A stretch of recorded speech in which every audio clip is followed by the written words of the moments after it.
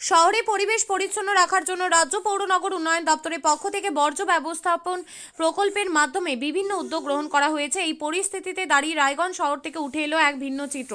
রায়গঞ্জ শহরে 21 নম্বর ওয়ার্ডে রয়েছে জনতা বেকারি নামের একটি নামকরা রুটির কারখানা। সেই জনতা বেকারির সীমানা প্রাচীর নিয়ে বিস্তর অভিযোগ। এর আগেও একাধিকবার অভিযোগে সরব হয়েছেন সাধারণ মানুষ, কিন্তু হোশ ফেরেনি এই কর্তৃপক্ষের। শহরের মূল রাস্তার উপরে যেখানে সেই জনতা বেকারি কারখানা, তার ঠিক সামনেই শহরের প্রধান ড্রেনের ওপরে স্ল্যাব বসিয়ে ঢালাই করা হয়েছে। আর এর জেরে ওই অংশ ড্রেন পরিষ্কার করতে পারে না সাফাই কর্মীরা। নোংরা আবর্জনা দুর্গন্ধে অতিষ্ঠ সাধারণ মানুষ। ওই এলাকা থেকে স্কুল গাড়িতে করে প্রতিদিন বাচ্চারা স্কুলে যায়। গাড়ি আসার আগে সেখানে দাঁড়িয়ে অপেক্ষা করতে হয়। দুর্গন্ধে বাচ্চাদের সেখানে দাঁড়ানো দায় হয়ে উঠেছে। পাশাপাশি অনৈতিকভাবে জনতা বেকারি সেখানে একটি শেড তৈরি করেছে। এর আগেও জনতা বেকারির বিরুদ্ধে এমন অভিযোগ উঠেছিল, কিন্তু তারপরও প্রশাসনের পক্ষ থেকে কোনো ব্যবস্থা নেওয়া, এর পেছনে কি রহস্য আছে তা বুঝতে পারছে না স্থানীয় মানুষজন। আমরা কথা বলেছিলাম পার্শ্ববর্তী ওয়ার্ড অর্থাৎ 22 নম্বর কোঅর্ডিনেটর তপন দাসের সঙ্গে। তপন দাস বলেন, এই বিষয়ে 21 নম্বর ওয়ার্ডের প্রাক্তন কাউন্সিলর কল্পিতা মজুমদার লিখিতভাবে অভিযোগ দায়ের করেছিলেন। পৌরসভা স্টাফেরা ইনকোয়ারি করে যান। বলা হয়েছিল স্ল্যাব সরিয়ে দেওয়ার জন্য, কিন্তু মালিক পক্ষ কথা শোনেনি। এর মধ্যে দেখা যাচ্ছে পৌরসভার ড্রেনের ওপরে টিন বসিয়ে শেড করা হয়েছে সম্পূর্ণ অনৈতিকভাবে। আমি পৌর প্রশাসনকে জানাবো। পৌর প্রশাসক সন্দীপ বিশ্বাস বলেন, এটি অলরেডি টেন্ডার হয়ে গিয়েছে, অনৈতিক কোনো কাজ বরদাস্ত হবে না। আমার নাম তপন দাস, 22 নম্বর ওয়ার্ডের এক্স কাউন্সিলর, বর্তমান কোঅর্ডিনেটর।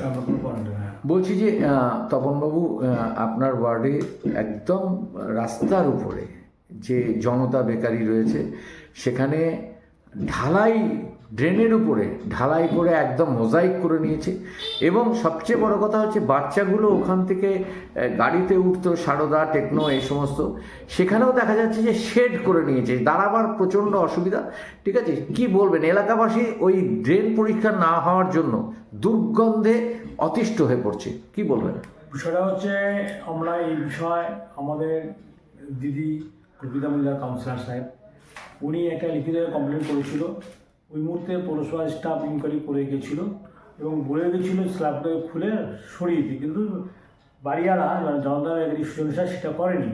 উল্টো দেখা যাচ্ছে 10-15 দিন ধরে উনি সামনে পৌরসভার ড্রেনটাকে, মানে পিডাব্লিউ ড্রেন, পৌরসভার ড্রেনকে টিন দিয়ে আটকিয়ে অন্ধকারে ও জবরদস্তি কাজ করে চলে যাচ্ছে। আমরা কিছুই করতে পারছি না, কেন জানি না। তো আপনি বললেন, আমি চেয়ারম্যান সাহেবকে বলবো বিষয়টা দেখার জন্য, যাতে সঠিকভাবে কাজটা করে। এবং কল্পিতা মজুমদার কালকে আমাদের ওভার টেলিফোন যেটা জানিয়েছেন যে 7 দিন সময় দিয়েছিল পৌরসভা, কিন্তু 7 দিনের জায়গায় প্রায় 2 মাস অতিবাহিত হয়ে গেছে, এখনো পর্যন্ত কোনো রকম ড্রেন পরিষ্কারের ব্যবস্থা গ্রহণ করা হয়নি। হ্যাঁ, বিষয়টা একদম সত্যি কথা, এটা আমরাও জানি। হ্যাঁ, আমার ওয়ার্ড পাশে কাউন্সিলর ম্যাডাম, উনি যেটা বলছে একদম সঠিক কথা বলছে। তাহলে কি আজকে বা এর মধ্যে আপনি চেয়ারম্যানের সাথে দেখা করে বলবো বিষয়টা দেখে, এটা পুরো আইনের সঠিক কাজ, সেটা যাতে যন্ত্রের মালিক করে, এটা চেয়ারম্যান সাহেব আবদার করবো বা অনুরোধ করবো। আপনার কি মনে হয় যে এই সুজন সাহার পিছনে কোনো রকম বড় রকমের হাত রয়েছে?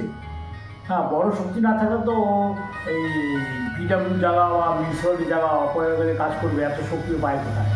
যেখানে এর আগে পৌরসভা চিঠি দেওয়ার পরেও ও জবরদস্তি করে যাচ্ছে, এই জন্য নিশ্চয়ই পিছনে কোনো একটা মহাশক্তি আছে।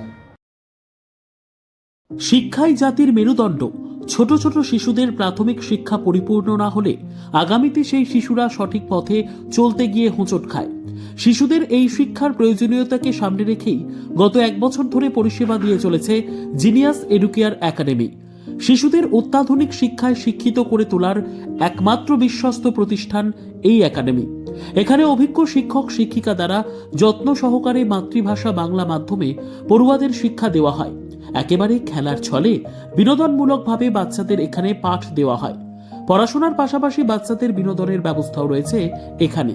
তাই আপনার বাচ্চাকে ছোট থেকে অভিনব শিক্ষায় শিক্ষিত করে মানুষের মতো মানুষ করে তুলতে হলে এই শিক্ষা প্রতিষ্ঠানের উপরে ভরসা করতেই হবে। আমাদের ঠিকানা জিনিয়াস এডুকেয়ার একাডেমি, স্থান ঘুঘুডাঙ্গা মোড়, পোস্ট ভূপালপুর, রায়গঞ্জ, উত্তর দিনাজপুর। মোবাইল নম্বর 9563630109 অথবা 7029042308।